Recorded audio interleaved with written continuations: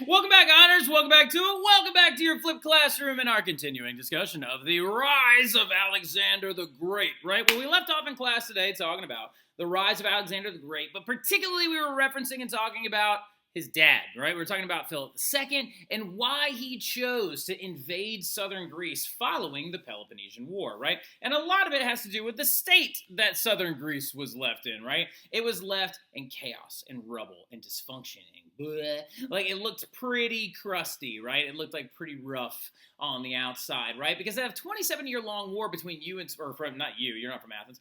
So like between Athens and Sparta is going to really leave you in, like, at least to say, a disheveled amount of destruction, right? So the thing about it, though, is Philip II is, of course, going to gather together the Macedonians, because that's where he's from. He's from Macedonia, right? And he's going to gather them together and try to create out of them a sophisticated military that has new units, it has a cavalry unit, an infantry, a refined phalanx system, right? And he's going to use that system to conquer pretty much all of southern Greece, right? With the exception of Sparta. Like, you know what I mean? Like, he left Sparta alone because they sent him that scary note in class where it just said if on it and stuff like that. But all the while he's doing this stuff, right? While he's creating a professional military, while he's creating different troop types, when he's going down there and having Athens shaking in its boots so much that they just surrendered out of nowhere. When he's doing this, he has someone tutoring his son, right? And his son is, of course, known as Alexander the Third, right? Like, technically his son's name is Alexander the Third, right? So, of Macedonia. Now, here is a picture right here of him being tutored by Aristotle before I actually mess it up and stuff like that.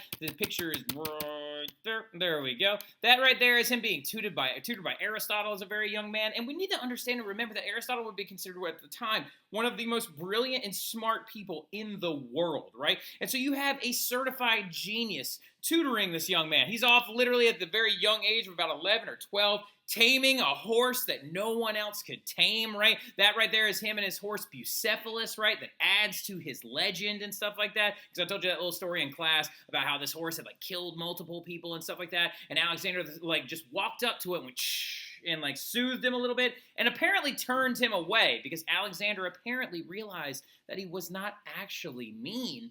He was just scared, right? And he was afraid of his own shadow, right? And so he turned him away or towards the sun so he couldn't see his shadow and then rode him off into the distance. And his horse's name was Bucephalus, right? Which is Greek for ox head or big ox head, right? And so the thing about it, though, going into it is, like, it's a really great little story. And it adds to the grandeur that is Alexander, right? Now, what's next, though, okay? So once you conquer all of southern Greece, because by about the age of 18, right, when Alexander was about 18 years old, his father, Philip, had officially conquered all of southern Greece, right?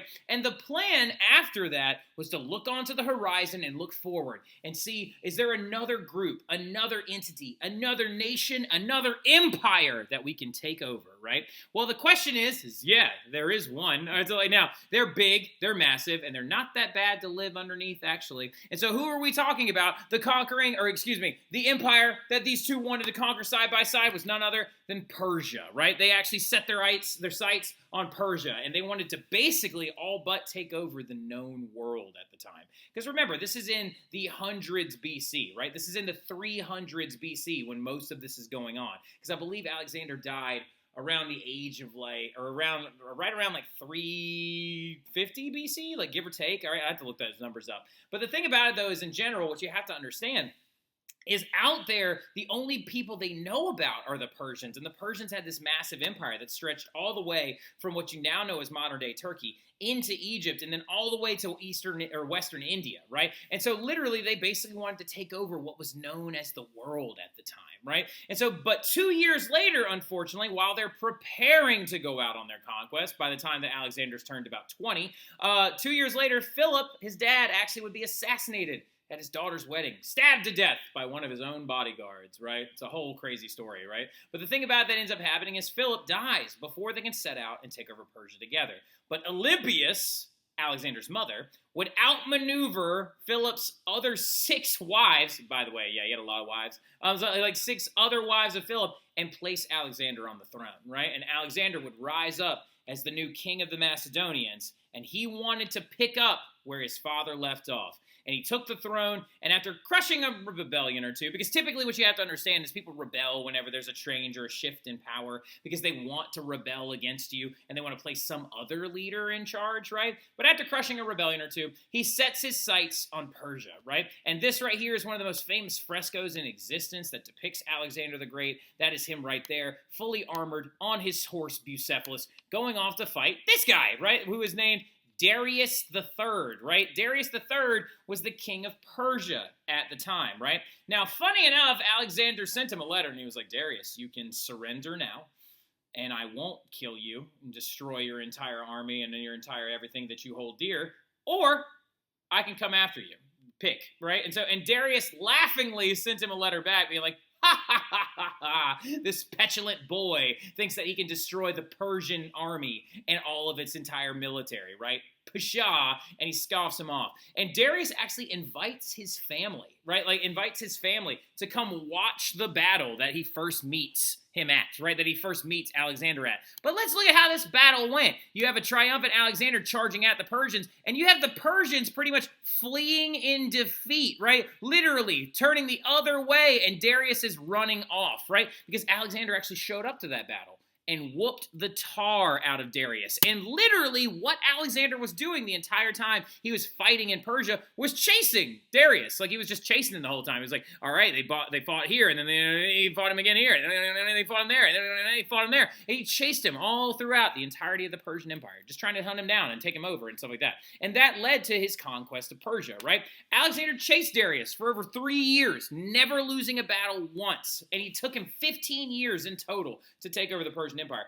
300 battles this man went through, and he didn't lose a single time, which is crazy, and adds to the whole clout of him being known as Alexander the Great, right? And of course, he did it the whole time on top of his horse, Bucephalus. They were BFFs, right? And every single time he would take something over, he would, like, name it after himself, right? He'd be like, all right, we're going to call this city now, Alexander Town, and then that one over there, we're going to call it Alexandropolis, and then that one over there, we're going to call it Alexandria, right? So funny, the little fact, though, is he actually did rename the city up here of Cairo to the name of Alexandria, right? He actually renames Alexandria. Well, actually, Alexandria is still there, I believe. Actually, I don't think it was formerly Cairo. Memphis is the other. Never mind, I'll look it up. But the big thing about it, though, is he takes over an area in northern Egypt, right? Now, there's a really fun story about how good of a general Alexander was, right? Apparently, Alexander was such an inspiringly good general that when they were trying to invade Egypt, right, and trying to take Egypt from Darius and stuff like that when they had chased him down, Darius had ran to Egypt because he was like, oh, it's surrounded by desert, so we'll build some walls and fortress-like structures around our position, and they'll be stuck on the outside in the desert, starving and going without water, so they'll die in like a few days, right? It'll be great, you know what I mean? Like, it'll be great. They'll just die. We'll let the desert kill them. It'll be fine, right? So, but what ends up happening though is the soldiers of Alexander, his Macedonian soldiers and his Greek soldiers, they go from person to person, right? And they all take their canteens and they just dump them out into this helmet, right? They have a helmet like in their hands, and they can see that Alexander, his lips are cracking, and he hasn't had water in over a day, and neither have they, right? And they're all on the verge of death. And they fill this helmet with water, with what little water all of them have left. And they offer it to Alexander, and they say, sir, if you die, our generational progress and our conquest dies with you. So please drink, right? And they hand the helmet full of water to Alexander, and he looks at that water in the helmet, and he dumps it out, right? He dumps it out, and all the soldiers are like, what are you doing? And he's like, if you don't drink, I don't drink. And they were like, oh my God, I love you. And they literally just went and like supported Alexander, and they the next day went and took over the entirety of Egypt, right? Because they were so inspired by him and stuff like that. Interesting fact of the matter as well is that Alexander actually fought in these battles, right? In these battles, he stormed in with the cavalry and actually led the military offensive, which is very unlike a lot of actually former military generals, because usually what they actually did is they sat in the back and they waited to see what would happen. Alexander said, no, like I will fight alongside of you, right? And he never even lost a battle when he got into northern India against guys on the backs of elephants, right? And at that battle where he fought war elephants in northern India, Bucephalus died. And it was the only city that he didn't name after himself. He actually called the city where Bucephalus died and stuff like that named it after Bucephalus, right? And he had him buried there and stuff like that, which is really, really sad because he was really upset. So no, but then going into it though, before setting out again, Alexander unexpectedly died from a sudden fever. And we don't know what killed him. Could have been poisoning. There's actually some credit to this in history that some historians believe he might have been poisoned to death and stuff like that. Could have been syphilis, which is an STI. Could have been the flu. Could have been a number of different things, right? So, but before setting out again, Alexander unexpectedly died, right? From a sudden fever that left his empire in the hands of 3 generals, right? Because what ended up happening is they asked him on his deathbed, they were like, Alexander, who gets the empire? What do we do? And he literally goes, give it to the best. And he just dies after saying that. And they were like, who the hell's the best? So and then they were like, oh, I guess it's us, right? And so they split it up amongst the 3 generals into 3 different sectors, right? But the problem is that, y'all, do men share power very well? No. So never in history have men ever shared power effectively, right? So over the next 300 years, the empire slowly falls apart through men battling for control, right? And eventually it would finally fall whenever the Romans took it over, right? The Romans are going to take over what is left of the Hellenistic Empire underneath the leadership of this guy named Augustus, right? So Augustus actually comes in and he actually takes it over after the Battle of Actium, right? Why do I know that? All right, so going into it though, okay, somebody tell me though, what is this period going to be called after that? It's known as the Hellenistic period. Great job, Audrey. I heard you back there. Audrey Kerr, knowing her ancient Greek time periods, right? So the thing about it, though, is what you have to understand is the Hellenistic period will start right after Alexander dies, right? So once Alexander dies, the Hellenistic period begins, right? And it's known as the Hellenistic period because it's a period of great cultural diffusion, but led by Greek culture, right? Because remember, they called themselves the Hellenas at first. The Dorians referred to themselves as that, and that literally was the inspiration for the word Greek, right? Now, this period of time following his death, though, is characterized by the cultural diffusion of Greek, Egyptian, Persian, and Indian traits, right? So what ended up happening is everywhere that Alexander took over basically merged into one conglomerate territory where they took the best aspects of all the Indian places they took over, Persian places they took over, Egyptian, and Greek, and they merged them into a giant empire where only the best qualities remained, right? Alexandria, Egypt was the capital of this new empire. That place that he literally was stuck outside of and almost died, they declared that the new capital. And in this place, you could find anything, right? You could find anything. It boasted everything from Greek marble to Arabic spices. It was home to over 1 million people, right? And to show you the cultural diffusion of the Hellenistic Empire, these right here are some mummies that have actually been found in Alexandria, Egypt. But wait a minute, that's not an Egyptian guy. That's a Greek man, right? Exactly. So it actually shows you that we've even found Hellenistic Greek mummy and sarcophagus remains and stuff like that, because literally Egyptians knew how to embalm people, and that right there is a Greek painting on the front of it, right? So it shows you that they literally are adopting the best qualities of each other. They also built a massive lighthouse there that is considered one of the wonders of the world before it was destroyed, known as the Lighthouse of Alexandria. And also, they had a library there that had every piece of intelligence from those 4 empires merged into one building. It was called the Library of Alexandria, right? And literally, Mr. Mathern gets heartbroken if you bring up the burning of the Library of Alexandria, and he considers it one of the worst travesties to ever have happened in history, and he's right. He's 100% right? The burning of the Library of Alexandria might have been one of the worst things that ever happened, and guess who burned it down? The Romans did. The Romans are awesome, but they also really wreck a lot of stuff. Now, going into it though, also in the Hellenistic Empire, women would be revered as poets, philosophers, even rulers. Women had a higher status in the Hellenistic Empire, right? Because literally the very last leader of the Hellenistic Empire is a woman you've probably heard of before.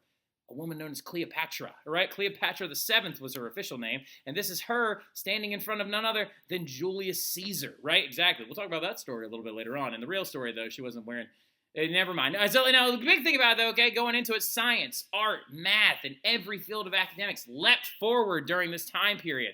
And the best example of these sciences, the math and art and all that stuff leaping forward, best example of it is this guy named Archimedes, right? Archimedes is considered the best and last scientist of the Hellenistic Empire, right? Because he was literally killed by a Roman soldier when the Romans were sacking Alexandria after they were trying to take it over, when they were trying to take it over underneath the rulership of Augustus after the Battle of Actium, right? Now, Archimedes was a polymath, right? He was absolutely a genius scientist and mathematician. He created pulleys that actually could literally lift boats out of the water with very, very little ease, right? And one man could pull on them. He created different types of mathematic formulas for trying to figure out the areas of parabolas us, and also trying to understand the sphere and find its area and circumference as well, and trying to figure out if there's anything such known as a perfect circle. He was tasked by the king of the Hellenistic Empire at one point when he was still alive to try and figure out if a crown that he had been gifted was made out of solid gold or if it was just garbage covered in gold, right? And the famous story goes is that he realized this in a moment when he was taking a bath one day, and he saw how much water he displaced, and he realized that certain items displace certain amounts of water